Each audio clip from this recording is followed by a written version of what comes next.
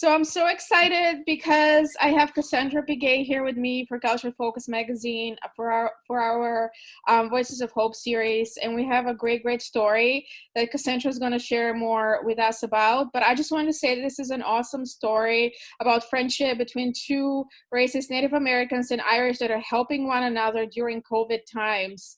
And I think that's a remarkable thing, and I think more nations and races should totally do the same thing. So just like Cassandra, tell us a little bit more about the project and how it started. Yeah, so my name is Cassandra Begay. I'm from the Navajo tribe. And a few weeks ago in mid-March, me and some friends started a relief effort that was headed up by the former Attorney General of the Navajo Nation. Her name is Ethel Branch. She became really concerned that she wasn't able to get non-perishable items for her mother, who lives on the Navajo Nation without running water and electricity, which is an issue where about 33% of tribal members from the Navajo Nation live without running water and electricity. So she became really concerned that if she wasn't able to get non-perishable items for her mom, that a lot of the community members would be experiencing a similar issue. So she started a GoFundMe when the virus started spreading in the United States about mid-March. The idea was to provide our elders and struggling families with food and essential items. And within a few weeks, since then, we've been able to raise about over $4.6 million. And it started this mass mobilization of indigenous mutual relief aid. And we're now a leadership team of 11 Navajo and Hopi women. And we serve the Navajo and Hopi nations. We prioritize elders and struggling families and immunocompromised, high-risk individuals. And what our goal is to provide 2 weeks of food to every single elder and struggling family across the Navajo and Hopi nations through the end of the year. Because we feel like the virus is going to be around for a while, and we know that there's going to be another flood. At least that's what we're anticipating. So we just want to continue to bring those essential items and services to our nations who greatly need it. But as it pertains to the Irish donors, a few weeks ago, about 2 to 3 weeks ago, our leadership team started noticing that all of a sudden we started receiving a flux of donations from Ireland and on our GoFundMe, and we thought we were being hacked. We're like, why is a country all of a sudden donating to us in our GoFundMe, you know? And we started reading the comments, and there were so many comments about gratitude to the Native Americans in the United States, because 173 years ago, during the potato famine in Ireland, the Choctaw Nation had sent $170 of relief aid to Ireland. And it's relief aid and money, and it was a gesture that they never forgot. You know, like during their darkest times, the Choctaw Nation showed up for them in this way. And the Choctaw Nation didn't have much themselves because they had just gotten off the Trail of Tears. And they were trying to put their communities back together after that. And so one of our tribal members by the name of Aaron Yazzie, he had tweeted about the crisis on the Navajo Nation, because right now we have the highest rates per capita for positive cases and death. We have surpassed New York City. And so it's a huge crisis that we have. But Aaron Yazzie from the Navajo Nation, he tweeted about this crisis on Twitter, shared our GoFundMe as a call to action to say this group of people is really helping the Navajo Nation right now. If you want to help out with this crisis, go ahead and donate. So then from there, a reporter by the name of Naomi O'Leary, she's a reporter from Ireland, she picked up his tweet. She visited our GoFundMe, and she really liked the appeal of our GoFundMe. So she retweeted our GoFundMe and said, we need to help our Native brothers and sisters during their difficult time right now, combating the virus. And from there, those two tweets sparked a flood of donations from Ireland. To date, we have received we've had over 25,000 donors from Ireland, and they've given more than $860,000. Wow, this story to me is amazing on many levels. Number one, you have 11 women, the female power, that get together, and then they create this massive movement that helps the Native Americans, that puts two races and friendships together that date centuries ago, and then you're able to raise close to $5 million. And to me, that's like a wow after a wow after a wow. So for the listeners and the viewers, is like, how do you do it? I mean, how do you create this massive power? How can others do the same thing and recreate what you started, and maybe help other races or other indigenous communities, and with COVID-19, or even other resources? So I think what's very unique about our relief is that we are 11 Indigenous women who are well known in our communities in terms of like our rapport. We're trusted. We have a vast network. Like our founder, Ethel Branch, she went to Harvard Law School. She's a former Attorney General of the Navajo Nation. Many of our leadership members are, business owners. They are working on food sovereignty projects. They're really for the people. And many of us, we believe in the importance of understanding community and family and kinship and giving back, and understanding the interconnectedness of all things. And so I think because of that, we have been able to have such a huge success in such a short period of time. And the 11 of us have essentially become a food supply and acquisition and distribution company overnight.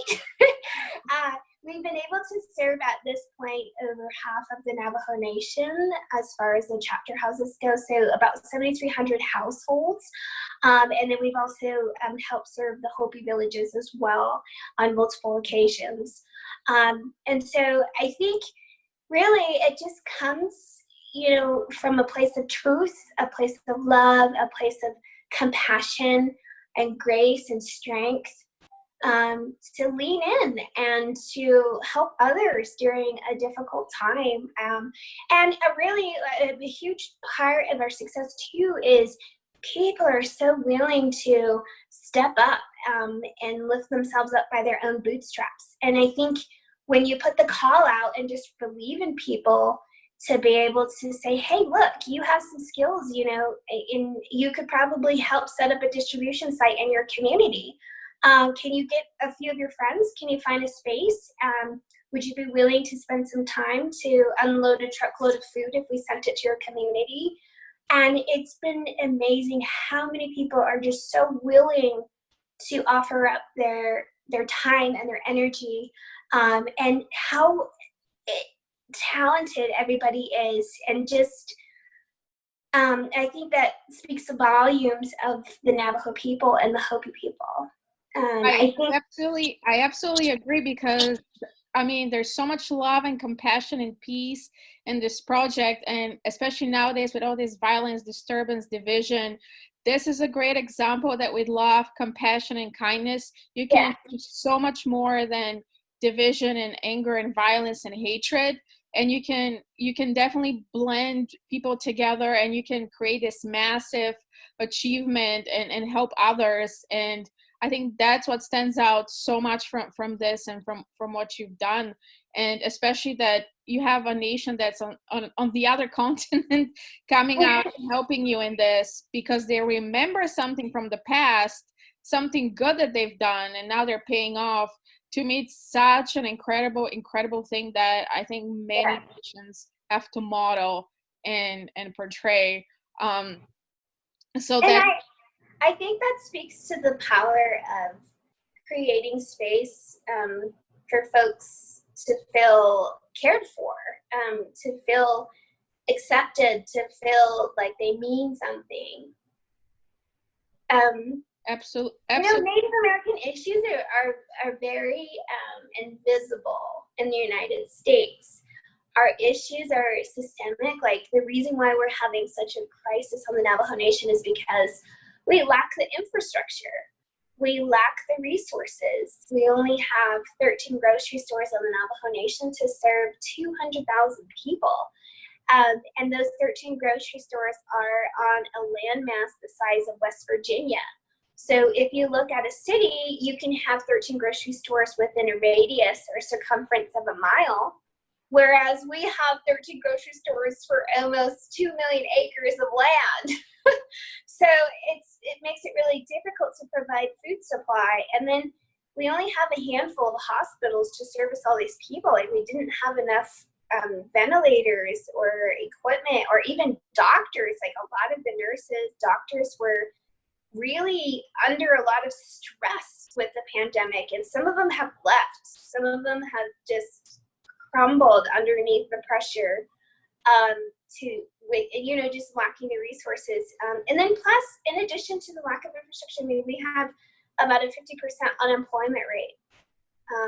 We don't, a lot of our aquifers were contaminated when the United States came to our lands to extract uranium to make some of the first atomic bombs into test atomic bombs, but they never cleaned up those mines, and so the uranium got into the aquifers and contaminated water. So a lot of communities don't feel safe washing their hands. So the CDC and WHO is saying wash your hands as part of a way to protect yourself, but some of our community members can't even wash their hands. This is horrible. This is so bad, and I'm just so glad you're bringing it to our attention, because the more awareness and the more people know what's going on, and the issues are not buried underground, because like you said, the Native Americans, those issues are not getting much attention because we know media is centralizing everything, whatever the hot topic is right now, and we're forgetting there's other big important issues like that, and it makes it really difficult. And have you had any Americans come out and help you, not just the Irish, which is a great thing, but have you had any Americans willing to donate and help out in the process?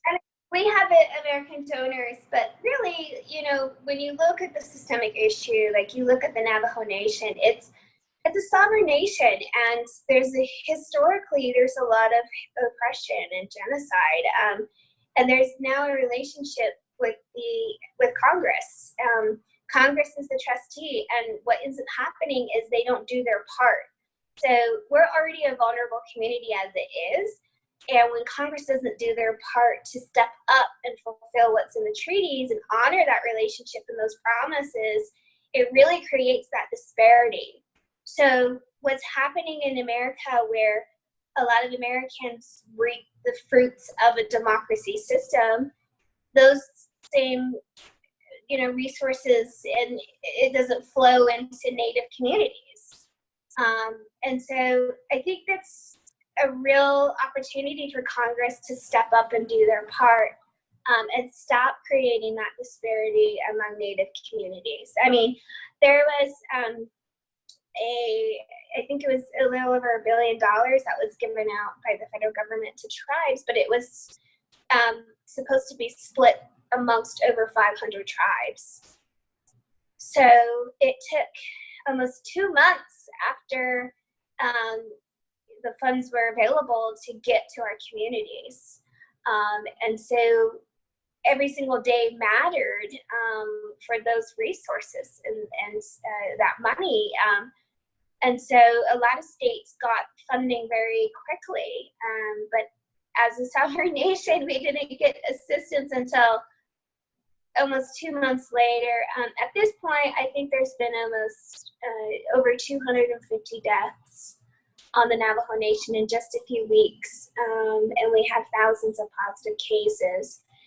I think that this is only going to be compounded by the rest of the United States opening back up, because they've opened up the parks and things like that. And many people, tourists, come to the Grand Canyon, for instance, which is by the Navajo Nation, and they use our gas stations, and they touch a lot of different things. And I think that with a large, massive movement happening right now in the country, opening back up with the riots and stuff, I mean, it really puts us in a dangerous position, because we just don't have the infrastructure to protect ourselves. So I think things will get worse before they get better. I think this is a long-term crisis that we're going to have through the end of the year at minimum. But our relief is prepared and committed to providing food boxes. We include masks as much as we can. We have a branch under our relief that has produced over 18,000 masks. It's a group of seamstresses.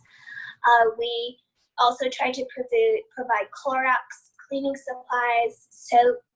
We try to provide a well-balanced meal that includes protein, healthy fats, and carbs that will last them enough for 2 weeks of food supply. So I think that's incredible that you are the solution and you're finding those funds and you're helping the community. So you've mentioned some of the things that have improved since then. What else has improved since you've started a relief fund and you were able to help in the fight against COVID? Have you seen more people getting better, more people being sanitized, or have you seen people being more thankful? What other things have you seen in improvements in the fight against COVID? Yeah, so we've been able to improve the efficiency of our operations. And one, we've expanded. We've been able to, at this point, we're able to provide about $100,000 worth of food per week.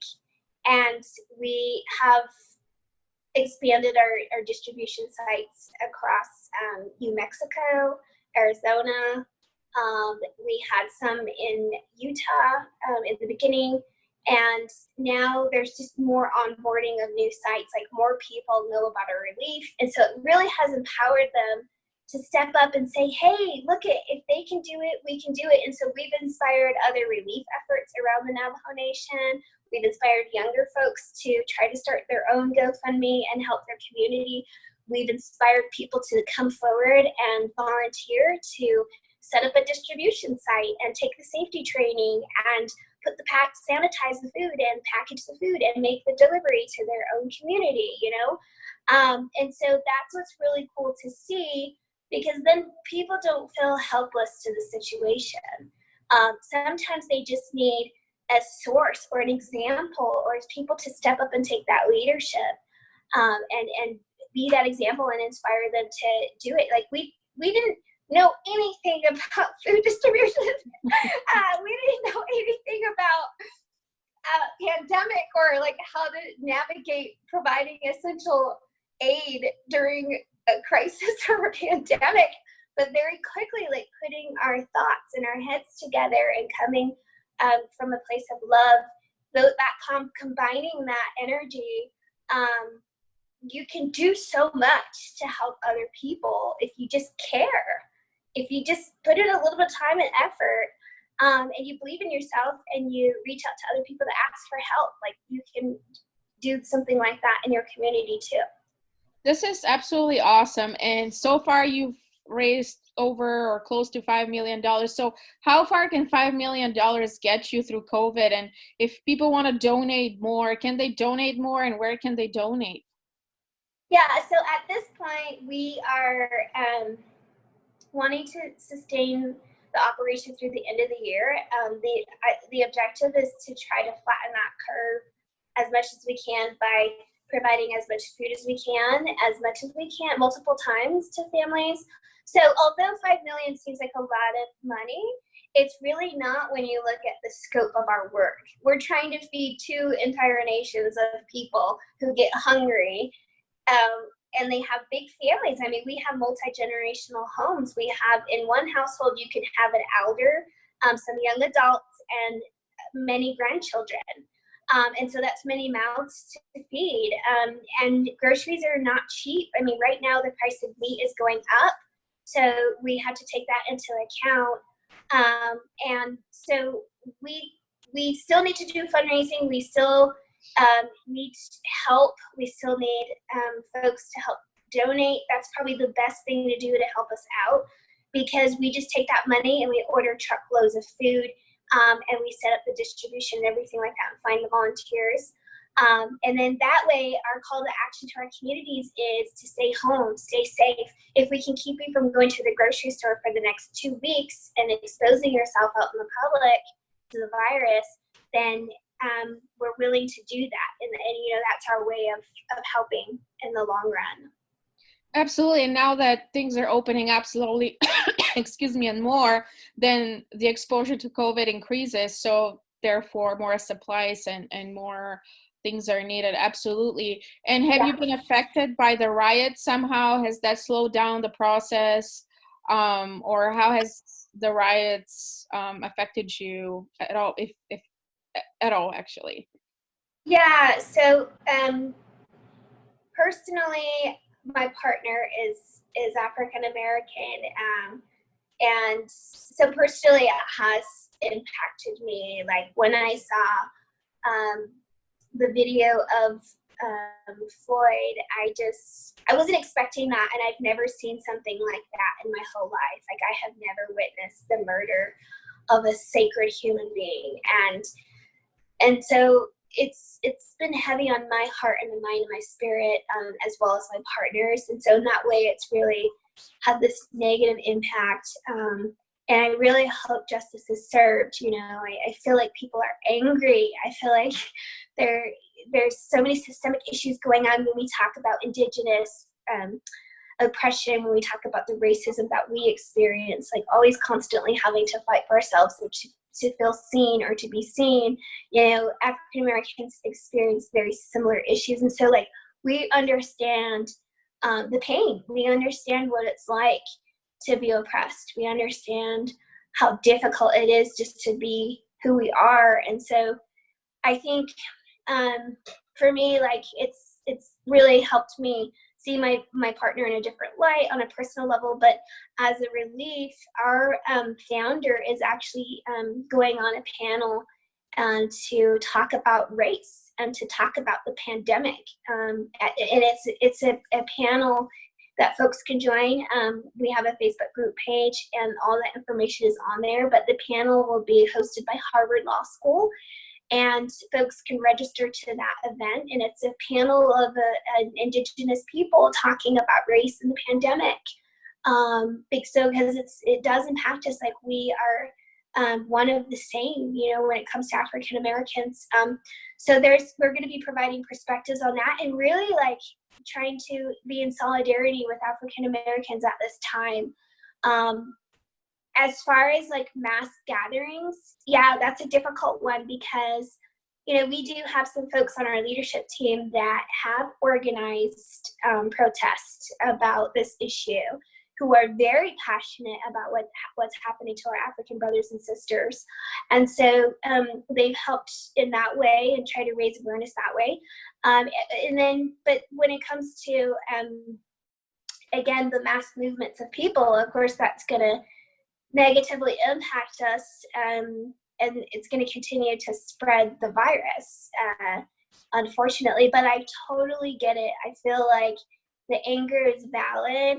I feel like, there's a system around us that tries to make us think that these things are normal. They're not normal. None of us should be in the year 2020 living without running water like our indigenous communities are, our tribal communities are. None of us should be without very basic human rights to resources, so I'm in solidarity with African Americans, and that they're really trying to raise awareness about these issues, and that it needs to stop. So I absolutely agree. Awareness is key, and mending relationships. That's why I feel like the relationship that the Native Americans have with the Irish models this great friendship and this great relationship that I think if most of us can just mimic it and just have it, I think we'll be a better, more peaceful nation and just a more peaceful world if we can get along and help one another. And I just want and wish that more nations do that. So how can we even do that? How can we model that great relationship that the Native American and Irish have? And I guess, apply it in our own communities? I think that definitely the United States needs to be more like Ireland in many different ways. But I think, what we're witnessing ultimately is the downfall of capitalism. And capitalism is a very vicious machine. I mean, it causes a lot of pain. I mean, the fruits of it are not sustainable long term. We need to get back to what it's like to be a human being. We need to understand our place in this world and the interrelatedness that we have to each other, and how much power there is in that. Understanding what is connected to what and how things work. I think the coronavirus is a quintessential example of that we're all connected. That what impacts one person can impact, in fact, the rest of the world. Why would it be any different if one person can be kind onto the next person, and so on and so forth? And we have a more kind world, And so I think each one of us is capable of that. Like, there's something very transformative about that type of relations. Understanding yourself, understanding your relationship to others. I think that, during this time, many people are being impacted in a negative way, but I think it also provides an opportunity to go in and say, hey, let me check in with myself. How am I doing here? And what's going on externally, and like, what can I do to make space in this place to be a positive agent for change? It starts here. If 11 of us Indigenous women can raise, $5 million just because we care, just because we have compassion for other people that are struggling, anybody else can do that out there. And it doesn't matter if you raise $200 or help a handful of people. Like, that, if you help somebody in their most difficult time, like, that person will always and forever remember that. Like, you could be saving a life because of that. And that's, for us, when it comes to the story with the Choctaw, the Irish, and now us, this is a story that's going to live on forever. I'm going to tell my children, and they're going to tell their children. And those things are things that last a lifetime, a time immemorial. I mean, we're looking at 173 years later, and one act of kindness from the Choctaw is still being paid forward to help save the Navajo and Hopi nations. Absolutely. And like you said, it starts with us. It starts from inside and wanting to make a change and using kindness and compassion.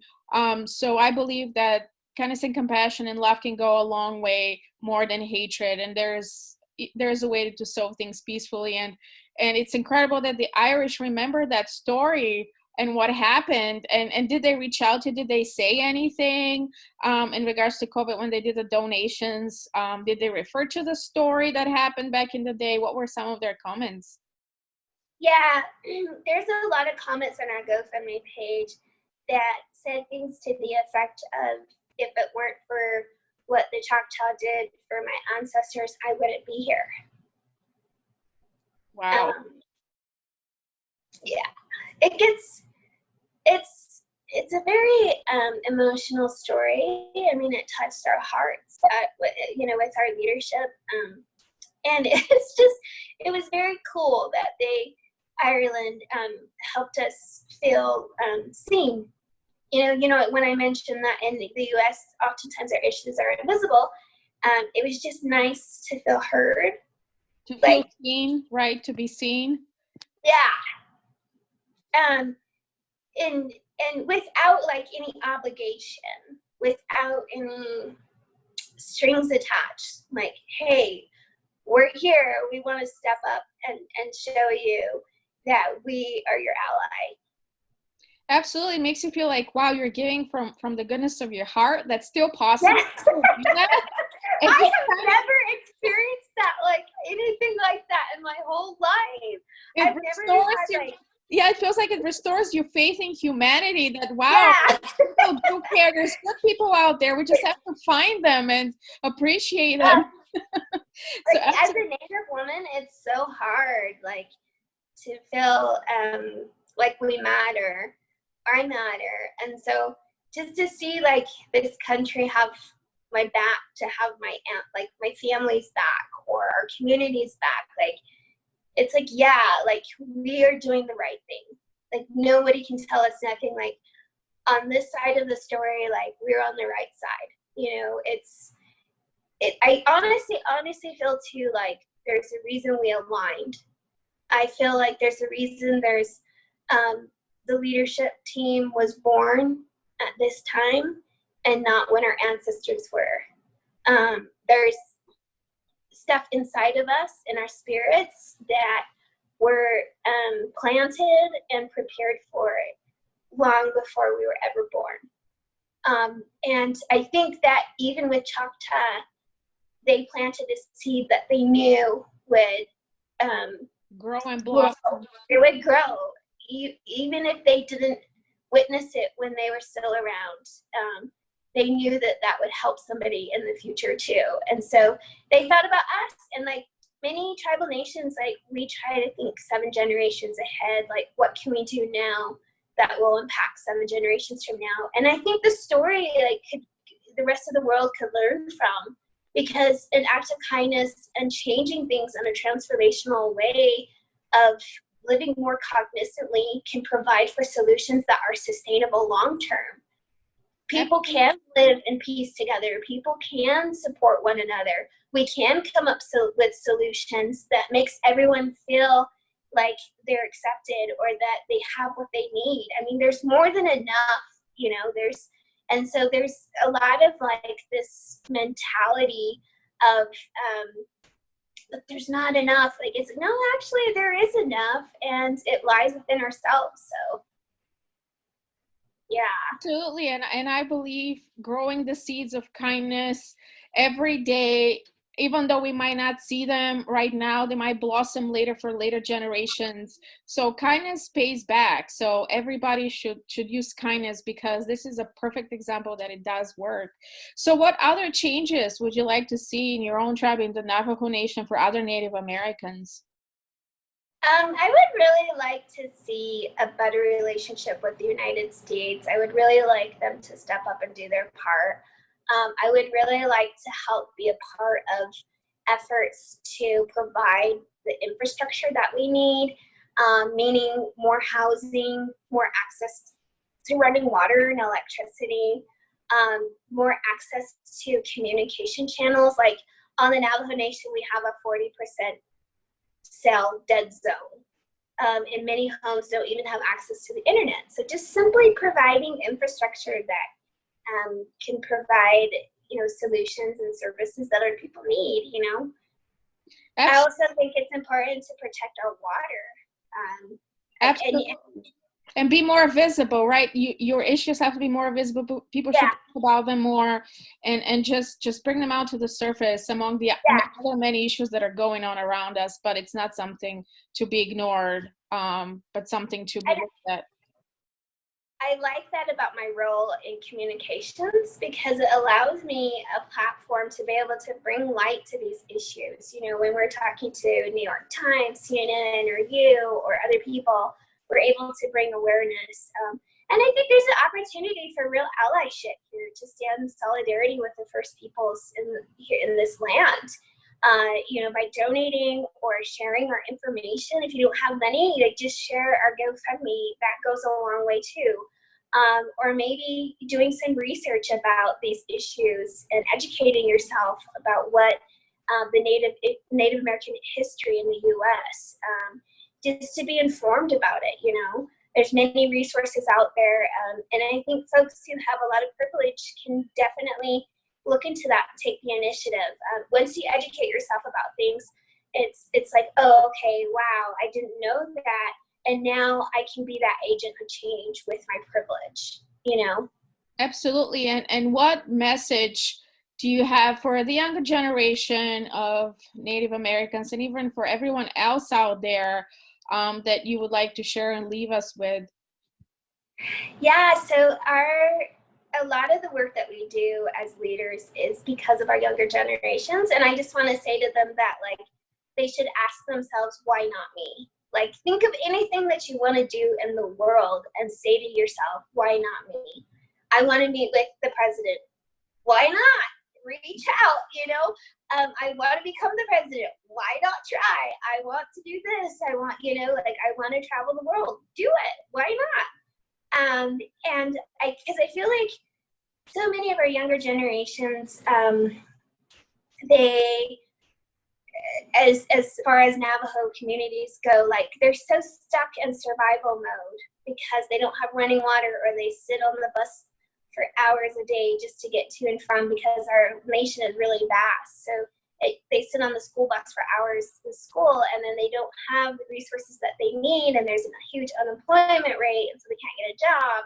And so, like, just to survive, to get off of that, the reservation and into more resources, like, it takes a lot of work, and it takes a lot of belief in yourself. So I would say, believe in yourself. You can do it. You can do anything you set your mind to. That you have every right to be angry about this situation, but use that anger to turn it into something positive, to be an agent of positive change. And that they're absolutely right that no human should be living in these sort of conditions. And also to be proud. Be proud of who you are as a Navajo youth, as a Hopi youth, as a Native American youth, because many people wish they had what we have when it comes to our dresses, our moccasins, our culture, our values, our creation stories that come from these lands. People in this country, many of them don't know where they come from. They don't know where their ancestors come from. They don't have things that have been handed down for generations in the form of storytelling, in the form of turquoise jewelry, in the form of sash belts and moccasins, all of these beautiful traditional things that we have that tell these creation stories and teach lessons about the importance of family and being in harmony with yourself and being in harmony with the world. Many people don't have that knowledge. Many people have never heard their indigenous language in this country, but we have that. And so just be really proud of that, because many people wish they had that. And that's such a beautiful thing to say, because I love the indigenous culture. I love the creations. I love the ideas. I love, being one with nature. And it's just so amazing and beautiful. And it's something that has to be shared with the world. And I absolutely want to thank you for your work, what you do, what you've done, and how you inspire others to do better. And I want to thank you for your time with us and sharing the story with us, and wish you the best of luck in everything else you do. Thank you.